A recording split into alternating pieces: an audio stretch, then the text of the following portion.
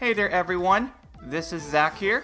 So, the other day, I was watching Frozen Play Lounge, and he got this incredibly rare and unfortunate event to happen to him.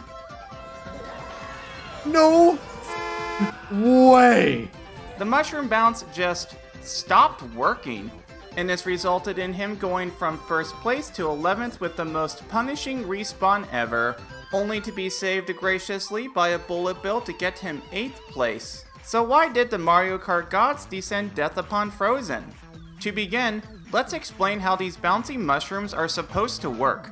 When you touch one, the physics of the game will change to them, meaning your speed will change to 73 kilometers per hour if not in the mushroom item or boost panel boost, or to 100 kilometers per hour if you were in one when touching said bouncy mushroom. Once in the air, you'll get quite a bit of airtime to simulate said bounce. This effect gets cancelled once you touch another surface, although if you touch the same one again like right here, you'll still retain that bouncy effect. However, in Frozen's case, that big bounce didn't seem to occur. Fortunately though, there is a run on the Chadsoft Ghost database where the same thing happens. Back on August 4th, 2020, Bint set this run on Mushroom Gorge that you can see right here. A time of 1 minute, 42 seconds, and 582 milliseconds. When he got to the end of the cave lap 3, he got this weird low bounce just like what happened with Frozen. Viewing this run frame by frame, we can see something unusual happen. I have gone ahead and added several metrics here using a code developed by Melg, Stebler, Kierio, and Gabberboo. Look very carefully at the airtime. Bint was in the air for a total of 84 frames before touching the final mushroom, as well as at 73 kilometers per hour flat. Note that I am using the metric internal velocity for speed because it's the same one used throughout this video and with CTGP. When he lands on it, the airtime is set back to 0. In addition, his speed is still 73. 2 frames later, Bint is back in the air. However, on the next frame, the airtime counter is set back to 0, meaning he was only in the air for 1 frame, despite getting a bounce that seemingly should have sent him up immediately. If you look at his speed, it has changed to 73.15, which remember, on bouncy mushrooms, he should be at roughly 73.00 kilometers per hour.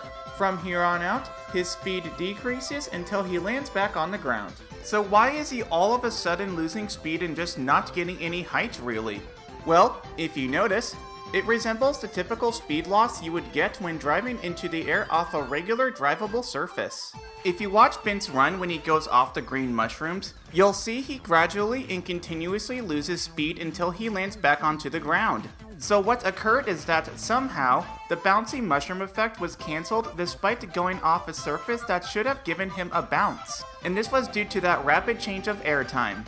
Thus, the game classified both Bint and Frozen as if they were on regular old Mario Kart Wii physics.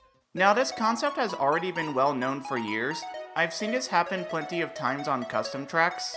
For example, on Mushroom Peaks, when going from the slow ramp to the first mushroom, I get 26 frames of airtime with me at roughly 69 kilometers per hour before touching it. Then, on the next frame, the airtime goes back down to 0, and funky speed raises up to 100. This is because I'm touching the mushroom with the boost from the boost panel before still intact. 2 frames later, I'm back in the air, still at 100 kilometers per hour, but then I touch the mushroom again, causing my speed to raise up to 106. I retain this high speed with gradual speed loss until I land back on the mushroom again. Once I do so, I drop 3 kilometers per hour per frame until I'm back down to 73. If you look throughout the rest of this section, I trigger this phenomenon 3 more times, each time for the exact same reason, with the physics from the mushroom getting cancelled until I touch it again. As for the last time I trigger it, I do get the 1 frame of airtime in between mushroom bounces, and if you notice, I retain speed of roughly 91 kilometers per hour for the next few frames. However, after I got on the mushroom the second time, instead of instantly getting into the air after only touching it for 1 frame, I instead stay on it for 3. This causes my speed to revert back down to 73, indicating that I got into the air with the bouncy physics. As you can see, clipping the sides of the mushrooms is a far easier way to make this happen. You're so low to them that once you clip the sides, it's much easier to get that rapid transition of airtime. I've also seen many cases where clipping the back end of a bouncy mushroom causes this low bounce to occur. And just to prove that clipping the sides like this can work on Mushroom Gorge, here's an example where that occurs. So I've shown that it's much easier to get this to happen on the sides, but why did this happen to both Bent and Frozen on a different part of them? If you look, they're both touching very similar parts of the mushroom, specifically on the back end of the downslope. I don't know exactly how they're hitting it to where they get on and off and back on them again that quickly, but it's very rare as it is due to it being so precise. This can also happen on an upslope, such as in this clip from Astrostar. And that's where I'm going to wrap things up. If you enjoyed watching this video about Frozen's death, give it a like and subscribe to get more content like this. It's pretty cool covering these niche topics in Mario Kart Wii, as the game has so much depth to it. We found so many interesting things over the years, and we're sure to discover plenty more. Thank you so much for watching everyone, and have a wonderful day.